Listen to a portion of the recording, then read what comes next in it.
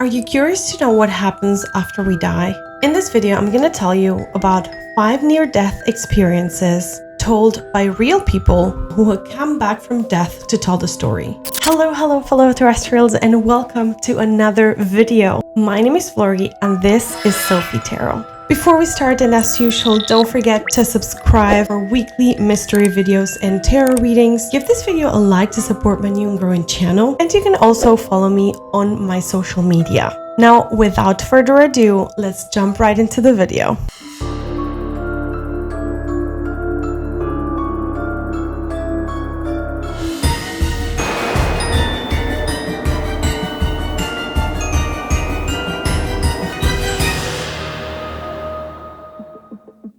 The 5 most incredible near-death experiences.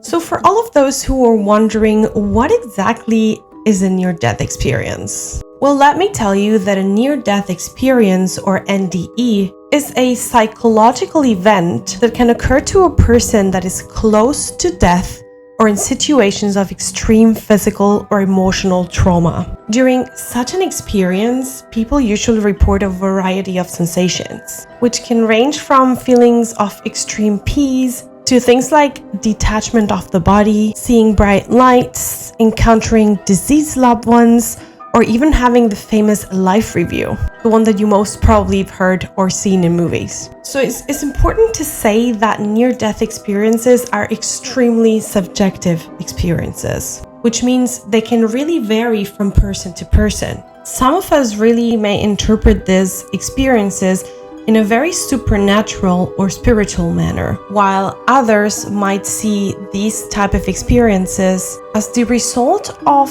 some sort of brain chemistry or neurological process that takes place during these times of extreme stress or trauma. So yeah, we got a little scientific here, but I just want to give you guys the background so that you can choose what you think. The science is indeed still digging into this topic. They are trying to find out what the real deal with this crazy phenomena is. Like, is it all about what's going on in our bodies, physiological stuff? Or is it more about what's going on in our heads, so psychologically speaking? But the thing is, nobody really got an answer yet. It seems as if this was one big ongoing debate. And this is why I chose this topic for today's video. Let's take a look at 5 very different NDEs and just see what we think about them. Like, are these people really dying? Are they seeing what we are supposed to see after we all die? Is it all the same after we die? Is it just this one dimension where everyone goes after we pass on to the next dimension? Keep all these questions in mind while I tell you about these NDEs. I really came all prepared for this one. Like, if you take a look at my shirt, I don't even know if you see that, but very fitting. Case number 1.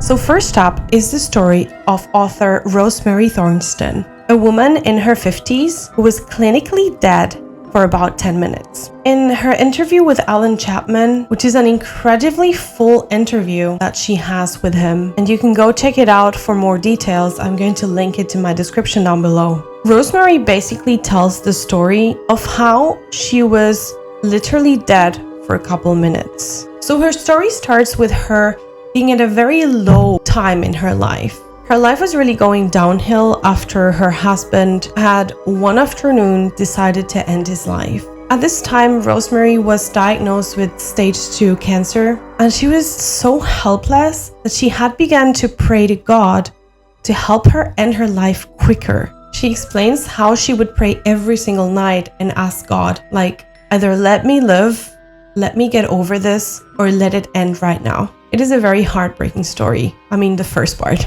Yet, her cancer kept going, and at one point she had to get some surgery done. But the surgery ended up terribly wrong. She was sent home, ignoring the fact that she was literally bleeding to death. Then was when she realized that might be it. That might be God finally listening to her prayers in a way, and basically giving her what she wanted. But at this point, she decided to act against it, and instead of allowing herself to bleed to death, she asked for help and she was taken to ER so that she could save her life. So there she was given morphine, which definitely messed with her blood pressure, and it literally took her to the edge of her life. So at this time is when the NDE begins. The very first thing that Rosemary felt was a force, as if she was catapulted out of her body.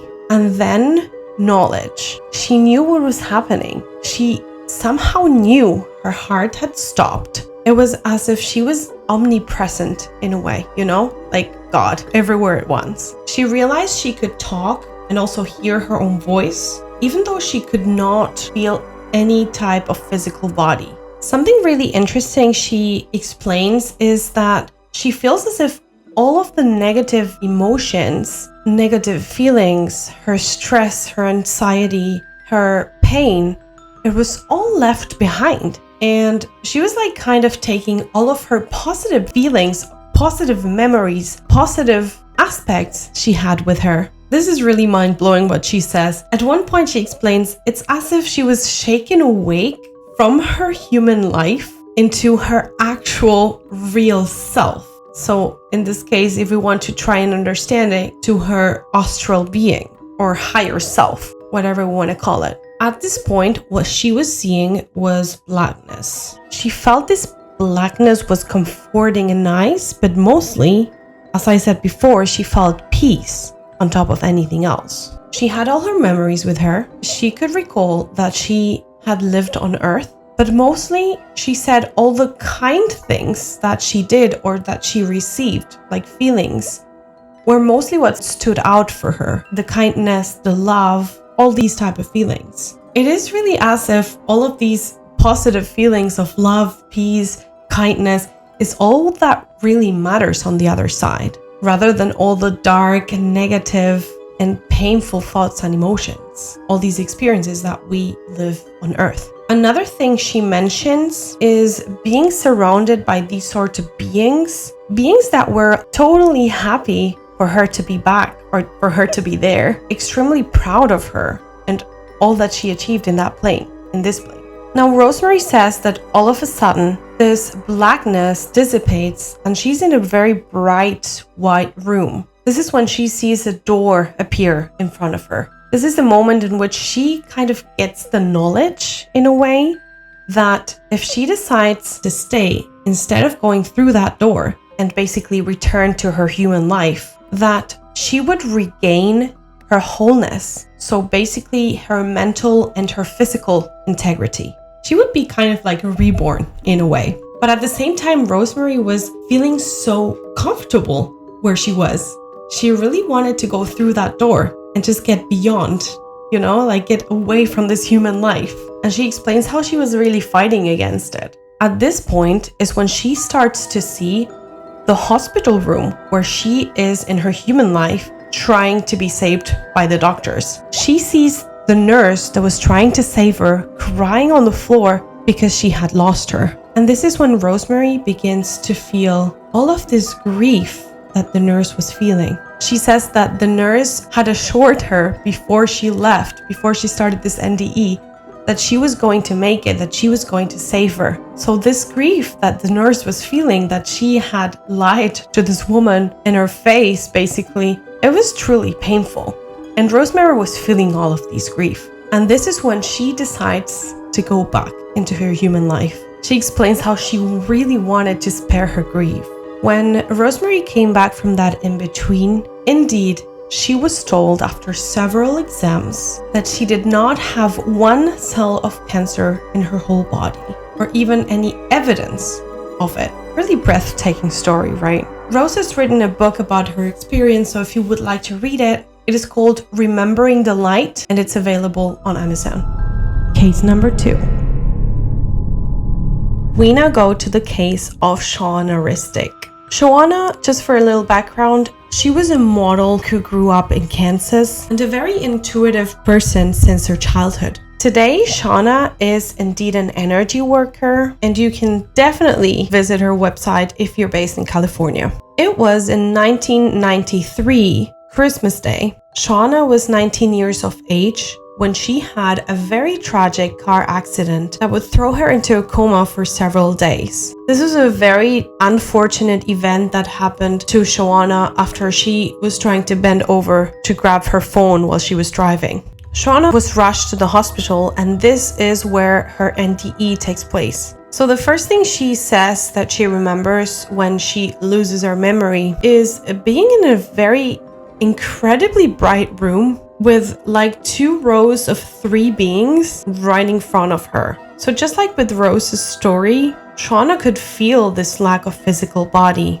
She could sense how these beings were like her family, beings that were waiting for her to come back there to them, to like wake up again. So this is when, at this point for Shauna, she starts to feel all of the negative, all of the painful experiences and painful thoughts, negative thoughts that she had in this plane as a human being. Not just things that she felt, but also what she was told by other people or what she told other people.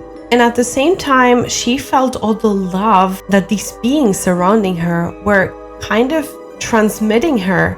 And in a way, all of these feelings started to balance. And she was really filled up with so many feelings, but mostly good positive ones coming from these beings. So then is when Shauna says that she could see, or she began to see, the hospital room in which she was in. She could see her mom grabbing her, grieving, in so much pain. And this is really interesting because in both Rosemary's story and Shauna's story, they both say how they really feel these feelings, like so strongly. She could literally feel her mom's grief, that pain she was feeling. And then in that circle of beings, it was as if they were waiting for her to decide if she wanted to go back or not. And that is when she wakes up in the hospital room again. After this experience, Shauna has gained so much perception and also an ability to consciously communicate with other planes. This is also the reason why she nowadays is working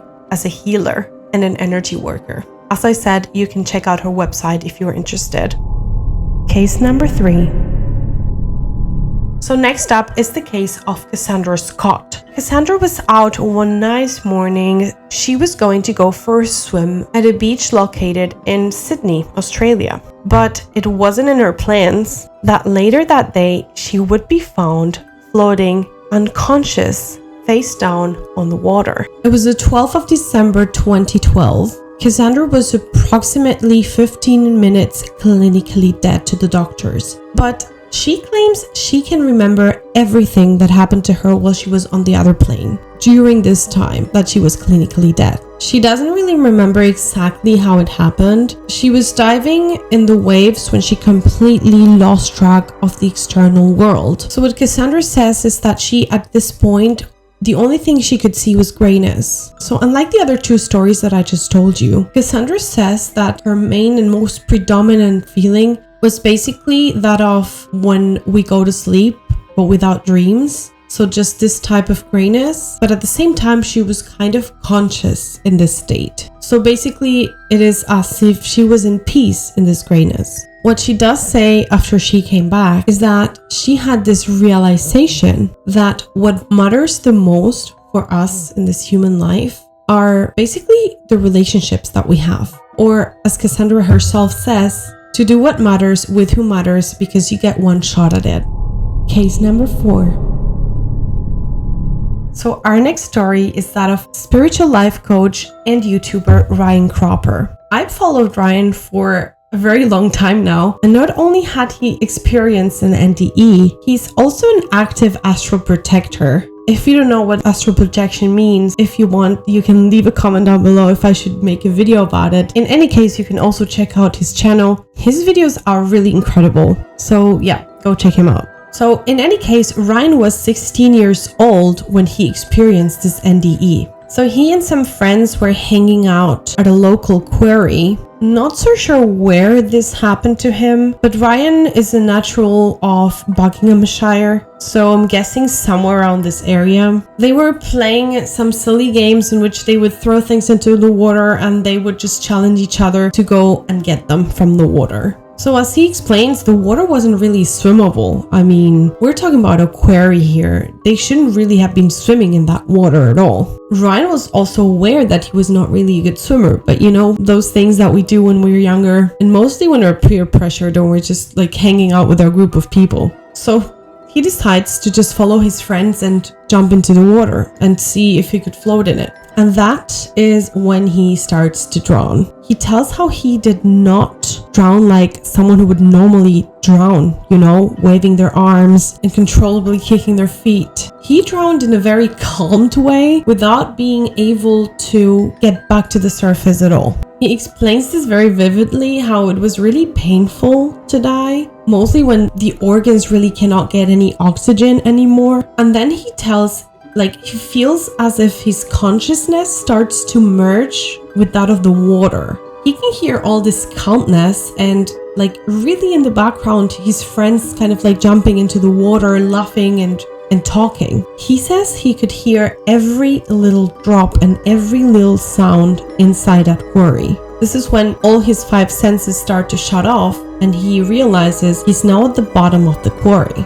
So he feels as if he blanks out completely, and he then appears in a completely black space where he could see he had no physical body whatsoever. And he begins to see that there were several memories being shown at him. Memories that had made him who he was at that time. This is also what we can call this very famous life review, seeing all of our important memories one after the other when we die. He remembers being very conscious that he was actually dead and that he had the choice to either go back or stay where he was. So in these images that he was being shown, he explains that he was kind of being shown memories that were kind of pulling him towards wanting to stay, as if these memories were really convincing him that he had to stay. It was mostly pictures of his dad and people who he had arguments with, relationships that he still had to fix. So that is when he opened his eyes and he sees he's still lying at the bottom of the quarry. And this is really amazing. Somehow he gets the strength to push himself up, kick the bottom of the quarry, and get out of the water. Someone who had already had no oxygen whatsoever in his body, someone who had painfully died of drowning. He had the strength, he gained the strength to pull himself out of the water. It's really crazy. I mean, as crazy as Rose getting her integrity back after she came back from death. So when he gets out, he just expels off all of this contaminated water and collapses after that. And he says that, right after this experience, he really gained way more spirituality and he begins to have astral projections right after it. Case number 5. Last but not least, the case of author and public speaker Peter Panagore. So Peter was 21 years of age when he went ice climbing for the very first time on the ice fields parking in Alberta, Canada. He made a mistake while climbing, and he was climbing way slower than he should have. So at the time he realized that the sun was going down, he barely had time to get back down again. He right then realized that if he didn't get off of that mountain, he would probably not make it. The weather was way too cold for anyone to be hanging up there, I don't know how many feet from the floor. So by the time he was fighting to get his way across the mountain, it was already nighttime. And really soon after, he realized he was already approaching the very last stage of hypothermia. So before he could tell, his side was turning into blackness. He mentions though his mind was wide awake. He could definitely sense this vast, infinite darkness that was surrounding him. And then this flash of a light comes all of a sudden towards him and starts illuminating him. Although he tries to explain it wasn't really a light that he sees, it was more of an amorphous consciousness that telepathically starts to communicate with him. This consciousness tells Peter that he had to be taken, that he had to come with him. He explains that he was really resistant at first, but then he kind of feels comfort from this being.